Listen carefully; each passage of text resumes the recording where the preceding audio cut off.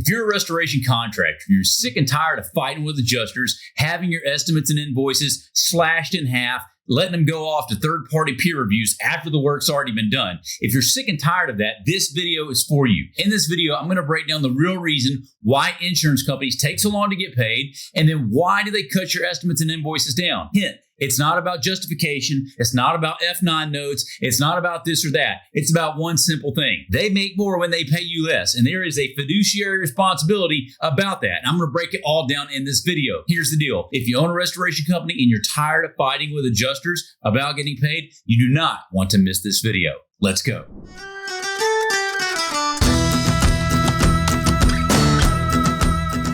All right, guys, so as we get started, this is going to be another format, a different format. So I want to let you know what you can expect, and I want you to drop a comment. Let me know, do you like this format, yes or no? We're starting this thing off in my studio, but we're going to cut back to where I did a Facebook Live, and it's kind of a rant. I'll answer a handful of questions about getting paid. And this was one of those days when I was just freaking on one, okay? We're going to be talking about why it's so hard to get paid and what can you do, okay, in order to get paid in full on your water damage claims. With no further ado, let's jump into it. See you there. What is up, guys? In this video, I'm going to break down the real reason why insurance companies actually fight your invoice, try to reduce it with peer reviews. Why are they doing this? So if you do water damage restoration, you're tired of that, this is for you. So let's ask the first question. What is going on and why is this happening? So the first thing I would tell you, what it's not about your documentation, and it's not about how you write your estimate or invoice. It's not about F9 notes and Xactimate. It's not about the way that you write it, okay? It's quite simple. It's this, and I want you to understand this. Insurance companies have a fiduciary responsibility, and fiduciary is another way to say legal. They have a legal obligation, insurance companies, specifically or especially those that are publicly traded, like State Farm and Allstate and Liberty Mutual. These are public companies that are publicly traded, and they have a fiduciary or legal responsibility to their shareholders not to overpay on a claim. Does that make sense? Like that you would be fraudulent to your shareholders to take their invested money and then you intentionally screw it up and waste it. That is what's going on. They have a fiduciary responsibility not to overpay on a claim. Is that true or false? Do you believe that? Give me a comment. Let me know. Yes or no. That's true or false. I would love to hear your opinion. Can we get an agreement that they have a fiduciary responsibility not to overpay on a claim? That's not hard to believe. That's not some big stretch. Okay. That is true. They have a fiduciary responsibility not to overpay on a claim. If that is true, which it is, this is also true. If they are obligated not to overpay on a claim, then that also means they have a fiduciary responsibility or a legal obligation to pay as little as possible on a claim. What? Yes. You understand? If they have a legal obligation not to overpay on a claim, that is true. That also means they have a legal obligation to get the best deal they can for their shareholders. Do you understand this? Do you understand this? Like, you can comment, you can tell me, yes, I got it, I get it, okay? That is the problem, guys. They have a fiduciary responsibility not to overpay. That also means they have to get the best deal they possible. Now, what does that mean for you? Well, here's what I'm going to tell you. Have you ever turned in a water mitigation invoice that was $10,000 and you took something less than that? Maybe you took 7, okay? Maybe you take $7,000 instead of 10. I'm going to ask you a question. Was it really 10 or was it 7? Because if you would have done the job, which you did, if you accept 7, then it ain't a $10,000 job, dog. It's a $7,000 job. If you're willing to accept $7, it's not $10. If you're willing to take 7,000, it's not 10,000. Do you understand? And so they stretch this process out. They stretch it out and they see how long it can take to pay you. And what you're going to understand about business is this. What do you need and when do you need it? And the longer we go without our money, guys, the longer you go without breathing air and you're underwater, the more you need that air, bro. The more you will take off. If they can get you to accept less, they will. And because you might accept less, that's what they're going to do. Okay? That's what they're going to do. And so now I think it's fair to say that we understand why they fight you. Number one, because they have a fiduciary responsibility to the shareholder to do so. And then number two, because that is true, they also know, based on historical data, that if they stretch it out and make it harder to get paid, the longer that you're willing to wait, the more likely you're willing to take less. Therefore, the winning formula is to stretch it out. Not only that, my friends, ladies and gentlemen, insurance companies, I don't have the math in front of me, okay, but I've done a video on this before. Even if they do pay you exactly what your bill is, I think it was 2023, State Farm had somewhere around $13 billion. I don't have this math in front of me, so like, quote me, don't quote me, okay? But they took in somewhere around $70 billion in premiums, and they paid out somewhere around $13 to $20 billion in claims. And whatever that number was, I did the math on it, okay?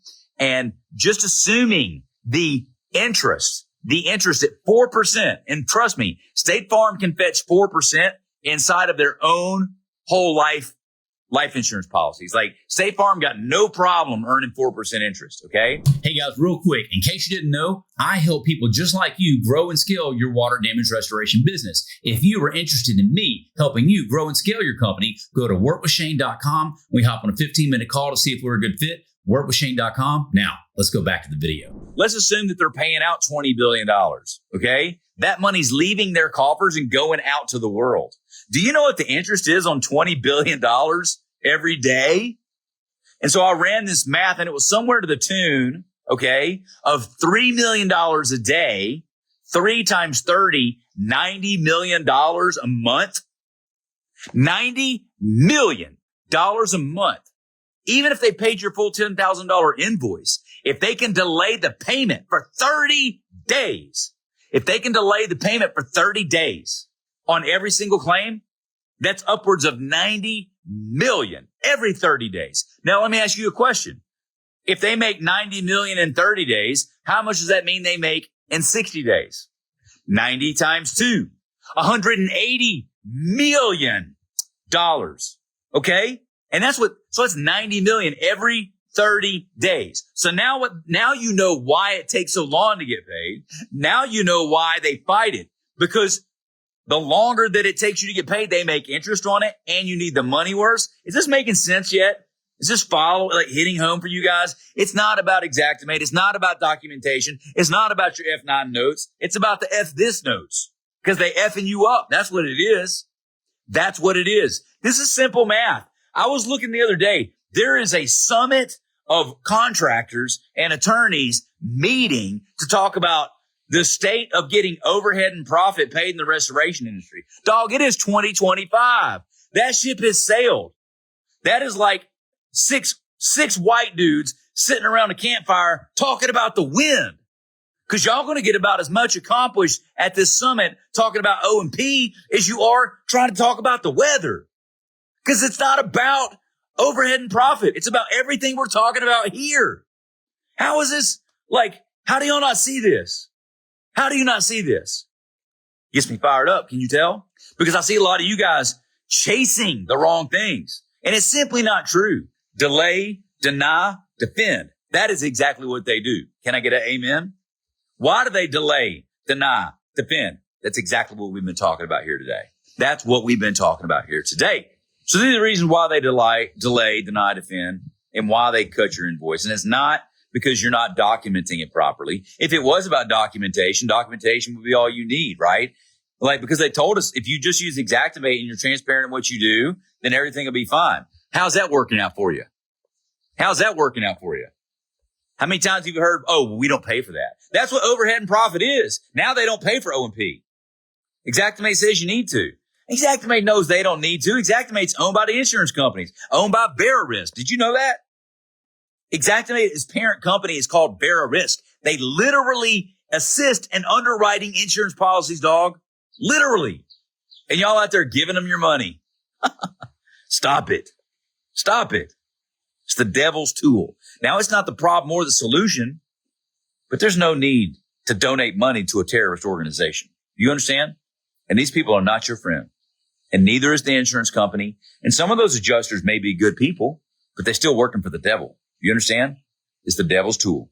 And any time that a company that underwrites insurance policies also owns the software that they tell you got to use to handle restoration claims, y'all, you need to understand there's a conflict of interest right there going ding, ding, ding, ding, ding, ding, ding, ding.